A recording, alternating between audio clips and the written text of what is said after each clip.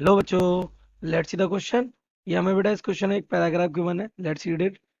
Whenever the amount of magnetic flux linked with a circuit changes, जब भी flux change होता है and induced EMF is there in the circuit, तो circuit में induce EMF आता है। Okay, the magnitude of EMF induced is equal to the rate of change of magnetic flux. तो उस ईएमएफ का जो मैग्नीट्यूड होता है वो किसके इक्वल होता है? Rate of change of magnetic flux. Faraday law ये बेटा। The induced EMF is lasts so long as change in magnetic flux continues. जब तक फ्लक्स चेंज होता रहता है उसमें ईएमएफ रहता है। The direction of EMF induced is given by Lenz law. Direction Lenz law देता है।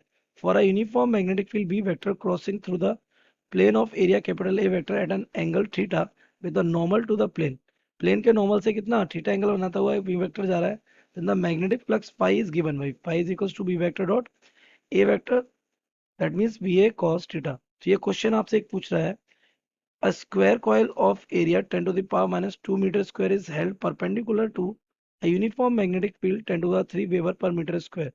The magnetic flux through the coil is option A 100 Weber, option B 50 Weber, option C 0, option D 10 Weber. So let's see the key concept of this question. The key concept of this question is what? Flux. So magnetic flux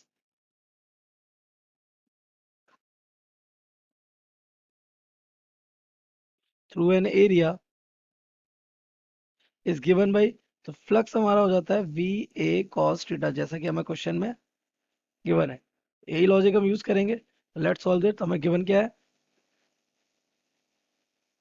हमें given है magnetic field. तो magnetic field का magnitude में कितना given है? 10 to the power 3 weber per metre square. हमें area of the coil given है। Area कितना गिवन है हमें? Area is 10 to power minus 2 metre square. After that हमें थीटा गिवन है। क्या कह रहा है वो? This is the coil and magnetic field इसके परपेंडिकुलर दौड़ गुजर रहा है। एरिया वेक्टर भी किधर होगा? इधर। थीटा कितना हो जाएगा हमारा? 0 डिग्री। तो हमें चाहिए क्या? We need five is equal to question mark, तो हम लगाते हैं formula five is equal to B A cos theta. We हमारा है 10 टू द पावर 3, ए हमारा है 10 to the power -2, and cos theta कितना हो जाएगा? Cos 0 degree. ये 1 हो जाएगा, ये जाएगा 10। This becomes 10 weber. So we match our option. So 10 Weber, option D is correct. So we can say the correct option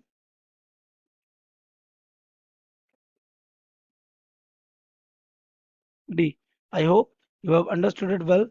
Best of luck.